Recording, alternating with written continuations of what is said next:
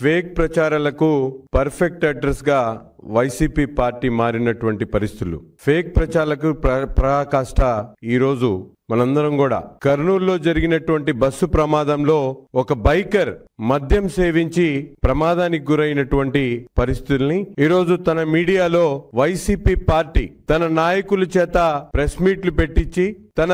Blue మీడియాలో ఈరోజు belt కొంపలు ముచ్చింది, బెల్ట్ షాపుల మధ్యమే అంటూ నిస్సిగ్గుగా రాసినటువంటి పరిస్థితులు చూస్తా ఉంటే ఈరోజు నిజంగా వీళ్ళ వైసీపీ ఫేక్ ప్రచారానికి ఇది పరాకాష్ట. ఎందుకంటే రాష్ట్ర ప్రజలందరికీ కూడా తెలుసు, ముఖ్యంగా తండ్రి మరణం దగ్గర నుండి, తండ్రి రాజశేఖర రెడ్డి గారి ప్రమాదం దగ్గర నుండి, వివేకానంద రెడ్డి గారి హత్య కానివ్వండి, అమరావతిని భ్రమరావతి అంటూ ఫేక్ ప్రచారం చేసినటువంటి సంఘటనల దగ్గర నుండి, ఇన్సైడ్ ట్రేడింగ్ పేరుతో